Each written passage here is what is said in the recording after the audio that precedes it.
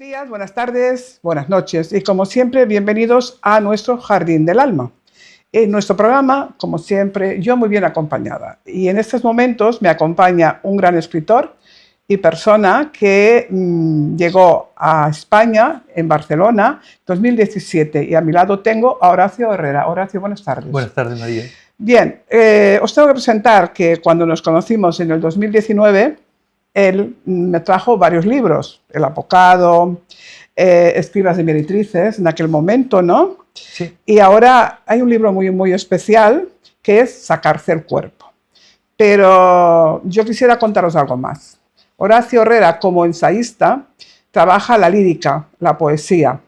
Y también en este libro nuevo hace la potencia mística y de la existencia de Jaime Sáenz, una figura tutelar de la poesía boliviana. ¿Sí? Sí.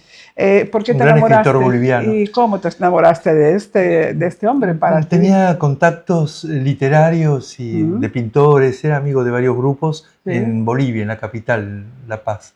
Y así conocí, él ya había fallecido, un hombre que vive a lo largo del siglo XX.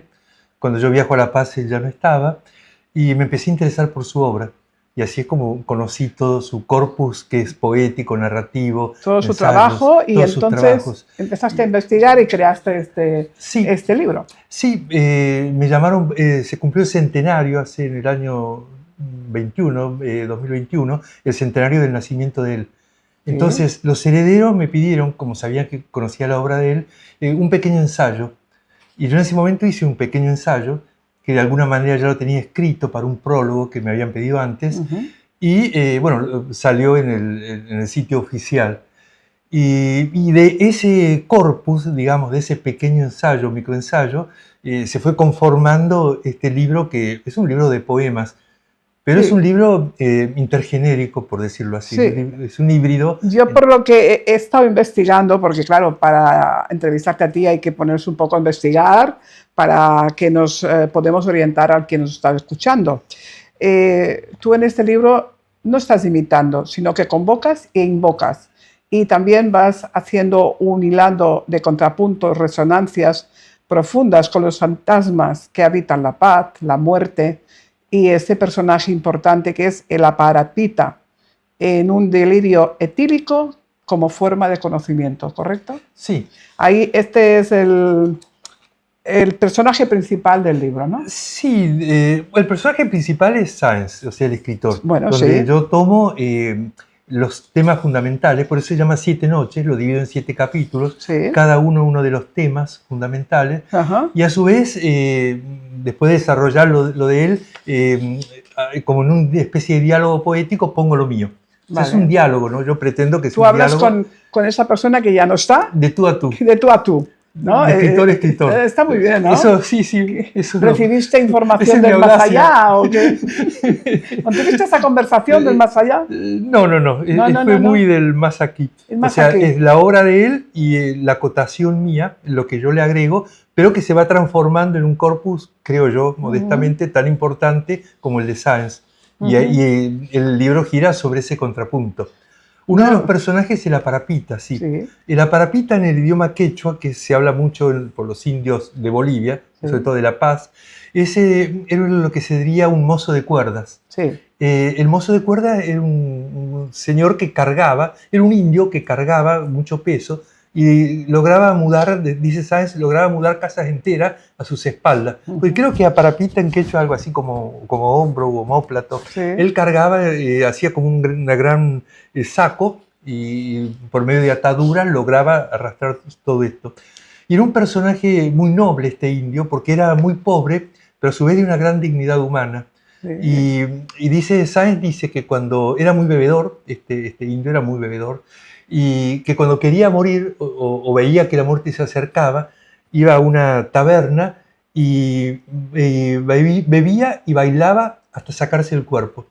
Ahí viene el título, de ahí te viene el título al libro. Y esto de sacarse el cuerpo, bueno, me fascinó como título. Exacto, y a mí también me fascinó cuando buscaba información de ese personaje, que explicaban qué buscaba en el alcohol: calentar el corazón, suplir, olvidar, irse donde él bien sabía. La bebida quizá lo ayudaba a desprenderse de su última posesión, la sobriedad. Resignarse, la conciencia, sacarse el cuerpo, sacarse el alma, ver el propio cuerpo con mirada ajena y con ojos de defectuosos. Perder la cordura, ganar conciencia, es la parte primera, ignorar a lo que no se quiere recordar. El alcohol desataba de noche los nudos que él, para asegurar la carga, ataba de día, que es lo que tú me explicabas, sí. Ataba de día, ¿no? Entonces, borracho y todo, él no perdía la dignidad, no era una persona de guerras, su reserva no cedía, se levantaba, pero sin alzar la voz, cantaba y bailaba hasta hacerse una exaltación final. ¿Sí? Sí, sí, es una presentación de ese personaje, es una presentación como tú lo podías poner a ver, ¿no? Sí. Y entonces, bueno, yo creo que hemos tenido una buena entrada. Y ahora, pues, yo podía seguirte explicando y contando, explicarme lo explicas tú, que has escrito el libro, pero contándote lo que yo quiero saber. Bien. ¿Qué fue lo que originó y motivó este libro? ¿En qué momento y cómo nace esa necesidad de escribirse el libro? Bueno, esto más o menos te lo comenté. Nace primero como un ensayo, un pequeño, un microensayo, ¿no? Que iba a servir de prólogo para un libro que finalmente no se editó, de la poesía completa de él en Argentina. Entonces mi editor argentino me pidió como un pequeño prólogo. En realidad yo hacía de coeditor de este libro, pero he hecho la selección, hablé con los parientes de él, conseguí los derechos. Y esto quedó en un cajón hasta que en el 2021 me lo pidieron para el aniversario y en el blog oficial de él, en el sitio oficial de su aniversario. Y ahí lo repasé y lo corregí un poco, porque yo siempre cedo a la tentación de corregir. O sea, mientras lo tenga, lo corrijo. Corregí algunas cosas y me di cuenta que tenía una intensidad, que podía ser una intensidad lírica, la intensidad de ese ensayo. Y entonces, de pronto se fueron convirtiendo en versos o en versículos, o sea, en versos largos. Y también vino mi respuesta a esto. La contrapartida. Sí, la contrapartida. Y ahí me di cuenta que podía ser un diálogo literario y que podía de ese ensayo sacar un libro, o sea, hacerse un libro. Hacerse un libro de esta historia, que se fue haciendo, ¿no? Casi solo, ¿no? Sí, casi solo, pero con trabajo tuyo. Claro, el trabajo de investigación, el trabajo de dialogar con ese personaje, con esa persona que ya no está presente entre nosotros. De transformar la prosa en verso y buscar la musicalidad de la poesía. Claro, es un gran trabajo, ¿eh? O sea, yo creo que bueno, llegaste porque te provocaron la intención de que escribieras algo sobre esa persona, sobre ese escritor, y ahí llegaste casi por casualidad, ¿no? Sí. Y bueno, y salió bien la intención, porque el libro creo que ha quedado bonito, ¿no? Sí, yo creo que, bueno, recién empieza a andar, su andadura no hace mucho tiempo, pero tiene una buena crítica y bueno, habrá que seguir esperando que haga su camino. El bebé tiene que aprender a caminar, pero poco a poco. Merecerá lo suyo, ¿no? O sea, y tanto. El libro está estructurado en 7 noches. ¿Por qué ese número? Bueno, el número 7 es un número muy simbólico, como lo sabes bien.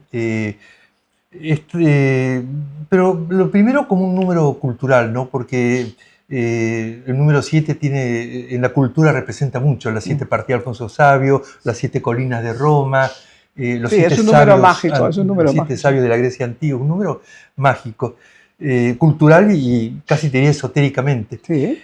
Y Borges tiene un libro de conferencias que él da y que después su editor lo reúne en un libro y que se llama 7 noches, donde en cada noche trata un tema. Y como 7 eran los temas de Sáenz, naturalmente eran 7 temas, y en homenaje a Borges subtitulé, digamos, 7 noches. Pues ha sido una buena idea, porque así abarcaste toda la intención que tenía el libro en sí, ¿no? Sí. Eso está muy bien. ¿Tuviste referencias literarias de otras personas que hayan hecho un trabajo parecido? Bueno, ahora se trata de buscar, no hay toda una exploración de nuevos géneros, nuevos modos. Yo creo que esta forma de escribir va a ser una de las formas del futuro. Yo creo, ¿no? Esta mezcla de la poesía, el ensayo, y sobre todo buscar el mayor pensamiento con el mayor lirismo. Lirismo es una palabra que cayó de moda y fue en su momento como disminuida, pero yo creo que si uno la recobra, digamos, y le pone esto de pensamiento y la resalta, no está mal. Y hay precedentes como por ejemplo de un escritor alemán, Sebald, que tiene también, por ejemplo, de un pintor, una biografía que es esto, ¿no? Poco pensamiento y poesía.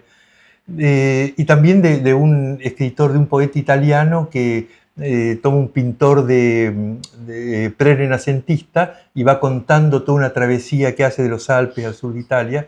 Y bueno, eso ahí tenemos poemas narrativos, ¿no? Yo tuve en mente estos dos trabajos, del natural de Sebald y este del escritor. Bueno, o sea, ha habido, esa intención estaba, y lo que te ha hecho decantar por la que tenemos en el libro es porque te convidaron a hacerlo. Y como ya lo llevabas en la cabeza, dices, bueno, pues este será el camino que tengo que recorrer. Sin pensarlo, apareció y se fue construyendo así. O sea, lo que tú me contabas antes es como si tuviera este libro un lenguaje musical, ¿no? Y está como cuidado, ¿no? Y además dicen que hay como silencios en el propio libro. ¿Es así? Bueno, sí, es para reflexionar, para pensar, ¿no? Sí, es dejar como el silencio y la respiración del poema. Y hay que dar esa posibilidad al lector, esos tiempos, ¿no? Porque a veces es importante marcar y guardar los tiempos, ¿no? Sí. Y después en el libro nos vas a hablar de la ciudad de La Paz, de esos bares, del hospital, el cementerio. ¿Cómo se convirtió todo esto en un espacio urbano en forma poética? Bueno, Sáenz tenía de La Paz una mirada de este tipo, ¿no? Era como una utopía, y que yo en el libro le respondo que no es una utopía porque no está fuera del tiempo, sino que La Paz es todos los tiempos de alguna manera. Es una ciudad de una enorme concentración de poder, que es el poder, único caso en Latinoamérica, creo, del poder indígena, ¿no? El poder aymara. Sáenz no lo era. Y para él la ciudad era un gran recorredor nocturno de la ciudad. Era un hombre que por momentos pasó por la ebriedad. Y de joven él buscaba esa cosa mística, y la buscaba no solamente en la escritura, sino en los bajofondos de La Paz, de ahí la ebriedad, en este encuentro con ir más allá de la razón, ¿no? En la noche. En la noche. La noche era muy importante, la noche como ámbito de revelación. Pero también dicen que iba a la morgue, ¿no? O sea, a contemplar los muertos. ¿Por qué esa pasión? Porque él buscaba esa especie de vaciamiento existencial, esa especie de la nada del cuerpo. Entonces él estaba suspendido entre esa nada y su búsqueda, y su propia búsqueda existencial. O sea, vivía entre la vida y la muerte. Él vivía muchísimo entre la vida y la muerte. Porque la vida y la muerte en La Paz es muy increíble, porque el indio no tiene esa concepción occidental, ese terror. Tiene sus terrores, pero ese no, aprecia la muerte en otro sentido. Es como algo natural, es parte de la vida, la muerte es parte de la vida. Y si ves, yo visité el cementerio de La Paz, que es muy interesante, y está dentro de un cerro, la ciudad está abajo, y el cerro se continúa en esta especie, la ladera, como acá, ¿no? Estoy pensando como el de Montjuic, se continúa en las lápidas. Entonces, Sáenz decía que la ciudad de los vivos termina en la ciudad de los muertos. Y luego La Paz tiene un nevado, un cerro cordillerano de 6.000 metros de altura, que es el Illimani. Y el Illimani está omnipresente en la ciudad. Donde uno esté, es una especie de panóptico al revés, donde uno, o sea, que él está vigilando, ¿no? Entonces La Paz convertida en un panóptico. Y él decía que era un lugar de revelación también, ¿no? De hecho, él a veces de noche se iba a caminar por el altiplano solo. Y decía que el altiplano de todas maneras nadie lo veía, y que si alguna vez uno veía de verdad el Illimani, como era el Illimani, como un dios, ya no necesitaba ver nada. Ya lo veía todo. Sí, así de radical era la búsqueda de él. Para él era un lugar de contemplación, de revelación, de canalización. Sí. Y muchas cosas que habrá escrito son cosas canalizadas de lo que él sentía, de lo que él ha vivido, ¿no? Sí. O sea que es interesante ese punto, ¿no? De decir la referencia de la ciudad, pero sobre todo de ese caminar por los cementerios, llegar a esos lugares, ¿no? Sí. ¿También lo has hecho tú para inspirarte? Sí, también. Sí, ¿no? He recorrido varias veces La Paz, sí, por lo menos 5 o 6 veces, sí. ¿Y hasta el cementerio? Sí. Bueno, los cementerios son lugares tranquilos. Son lugares maravillosos porque está la historia. Exacto. Todo, ¿no? Además, está la historia de lo que es, de lo que significa, y sobre todo las grandes esculturas que también ahí están presentes, con una gran información, un gran mensaje. Porque es verdad que en Sudamérica pues se vive mucho con la muerte. Ahora aquí en Europa se está aprendiendo a encontrarla como algo natural. Y la gente no tiene por qué tener miedo, simplemente es un cambio de plano. Aquí se nos queda el cuerpo, el alma se nos va y va a otros lugares a vivir otras situaciones, ¿no? Entonces, si uno se va a poner en esa proyección, es muy fácil entender que la muerte no es nada malo. No, es un tránsito. Es un tránsito y es parte de una vida, ¿no? Sí. Y eso es muy bonito. ¿Cómo te afectó este libro, tu manera de escribir y de hablar en este lenguaje y con este personaje? ¿Qué te dejó cuando acabaste? Bueno, un gran aprendizaje, primero, bueno, del arte de escribir, que uno, si es que uno lo aprende alguna vez, esa transformar, ese jugar con los versículos, el verso corto, buscar la música, que es lo esencial, en definitiva, en la poesía, pero también una enseñanza existencial muy grande, porque los grandes temas de Sáenz me incumben personalmente. ¿En qué te relacionas? El tema de la muerte, el tema de la ebriedad, como ir más allá del sentido, como que atrás de las cosas hay que dar las vueltas y buscar el revés de las cosas. Me enseñó esa especie de iluminación y en los misterios, que para mí yo no dejo de tener una visión agnóstica, donde para mí el gran misterio de la muerte es la composición que nosotros nos hacemos de la muerte. Sí. Y ahí está el juego de cómo uno la vive, ¿no? Sí. Cómo uno la plantea y la vive. Para mí la muerte en sí no es ningún misterio, es un cambio físico natural. El misterio es el contenido que nosotros llevamos a ese momento. Ahí para mí está el misterio. O sea, tengo una concepción, él tenía una concepción quizás más, un poco más trascendental. Yo tengo esta concepción muy inmanente, ¿no? La muerte es maravillosamente misteriosa, pero es el misterio que la cultura le ha aportado a la muerte. Cada uno lo ve su perspectiva, según perspectiva. Su educación, de cómo ha llevado una vida y ha llegado al momento de la muerte, con todo el respeto, dándole un lugar adecuado y no asustándose porque simplemente, ya te digo, es un cambio. Entonces, esto nos lo enseñan sobre todo los indios, toda esta gente lo tiene muy, muy anclado, los mexicanos, México vive mucho la muerte, entonces ahí es natural. En Europa van aprendiendo a verla bajo este punto de visión, ¿no? Se hace una mezcla muy interesante porque los conquistadores españoles llevan el barroco. Y ese barroco, decía un escritor, se hace en América Latina barroso. O sea, es un barroco sincrético muy, muy especial. Y este es un poco el alma del mestizo, no tanto del indio, es el alma del mestizo latinoamericano, ¿no? El indio ha conservado más puras de esas tradiciones, como en el caso de los Aymar en La Paz. Sáenz no era un escritor indígena, pero bueno, vivía profundamente esto. Y hay un choque muy grande, por otro lado, ¿no? No, y seguro que tienen raíces, aunque él no ha sido realmente un indio, vienen raíces muy atrasadas en que traen toda esa información. Entonces esto se vive, ¿no?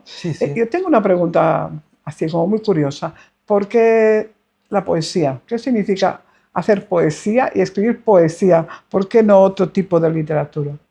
Bueno, primero que nada yo no veo los géneros como compartimentos separados. O sea, yo creo que poeta, un escritor debe intentar serlo siempre. Ahora, la poesía puede ser más o menos narrativa. La poesía es el máximo apogeo, la máxima revelación del lenguaje. A nivel emocional. Sí, siempre en sentido inmanente para mí. O sea, pero es la máxima, es como el máximo vestido del idioma. En la prosa uno va lento, va midiendo. En la poesía tiene que haber vuelo, se vuela o no se vuela. También la prosa, bueno, puede ser mejor, peor. Se puede jugar más o menos. Sí. Vale. De hecho, un buen poema es incorregible. Porque pues creo que sí. Es como querer corregir, no sé, la bienaventuranza de Jesús, son incorregibles. Eso no se tiene que tocar, no pueden cambiar. O un buen texto de Borges, son cosas. Y esto es lo que sale del poema, ¿no? Es como es como una iluminación, quizá más poderosa y con una energía mayor que la prosa. La prosa tiene su energía, porque también para mí el pensamiento tiene su energía. Ahora, yo he andado entre los dos lados y lo que hago es tratar de unir.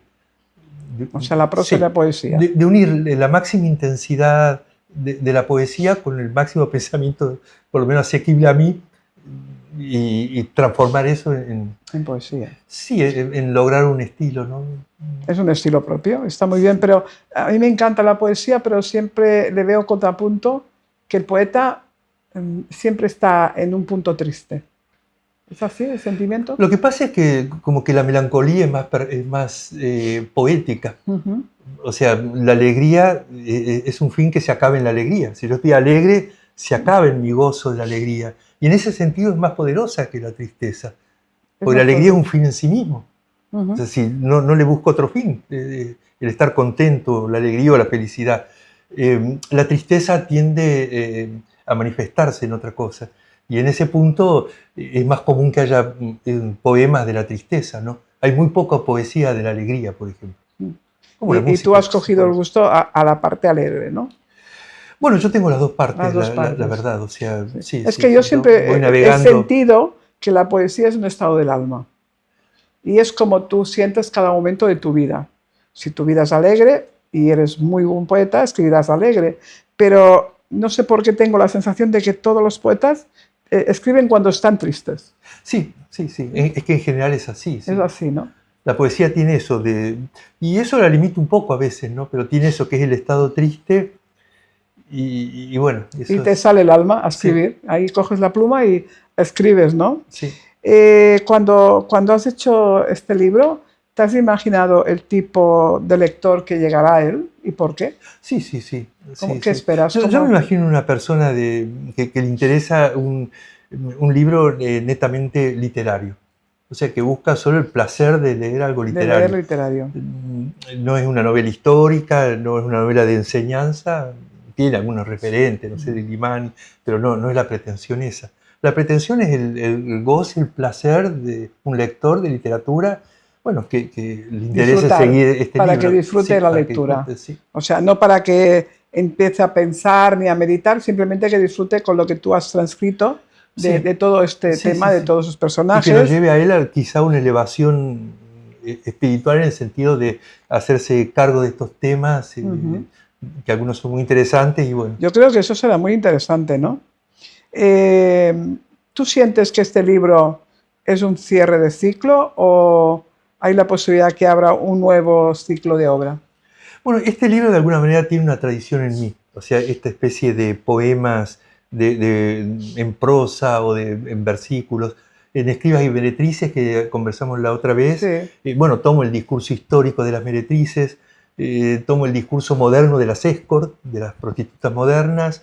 Está la parte de médica también, donde yo tomo la descripción de los órganos femeninos, que para mí de niño era como un misterio, y tomo un libro de anatomía y voy transcribiendo exactamente y formando poemas con lo que dice.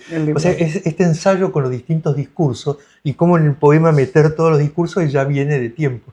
O sea que no, para mí es un libro más y trabajo en varias líneas, ¿no? De hecho, estoy en una novela, pero... ¿Ya estás haciendo otro libro? Estoy escribiendo una novela ahora. Bueno, de hace un tiempo que este libro le interrumpió así como un rayo. Paró para que respires un poco, ¿no? Sí. Y entonces esta novela, ¿qué temario lleva? ¿Por dónde va? Bueno, cuéntame algo, no me lo cuentes. El tema general es muy concreto. Es una persona que comete un delito en Buenos Aires y huye hacia aquí. Me da un poco pie para hablar de Buenos Aires aquí. ¿Y por qué? Porque el delito que él comete estaba cansado que le robaran el autoestéreo de los coches y en un momento que se lo roban, creo que era la 17ª vez, él los persigue a los dos chicos, y chicos pobres de las favelas argentinas, Villa Miseria se llama ahí, chicos de la favela, y los persigue y le dispara y los mata a los dos. O sea que él, por defender un bien, mata a dos personas. Mata a dos personas. Entonces él viene acá y acá empieza un proceso. Él viene acá convencido que le había hecho el bien. O sea, de hecho en Argentina para muchos era el justiciero. Bueno, ahora en todo el mundo sería el justiciero. Entonces viene acá y empieza bueno, empieza a cambiar de idea, ¿no? Porque acá se da cuenta lo que es la inmigración, lo que es la pobreza, empieza a vivir lo que es estar fuera del centro, ¿no?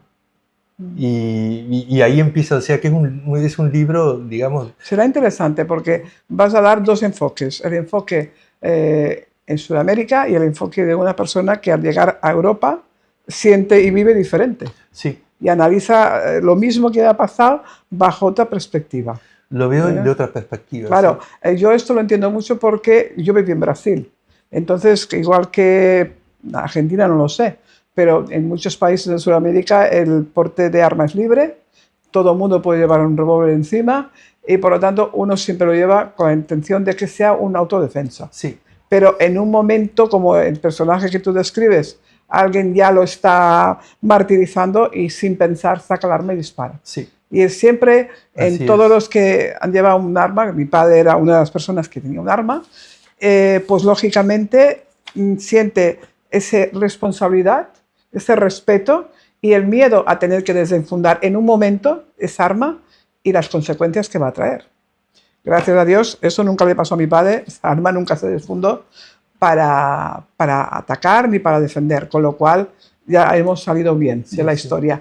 Pero tu personaje, tiene que sentir esto. Que está basado en un caso real, dicho sea de paso, mi personaje fantaseaba con la idea de que lo asaltaban y él justicieramente... ¿Qué pasaría? Yo soy el justiciero. Sí. Él quiso sentirse justiciero porque sí. además es una defensa fuera de lugar, o sea, no es tanto al agravante, aunque lo hayan repetido muchas veces, para valorar que vale más su agravante que la vida humana.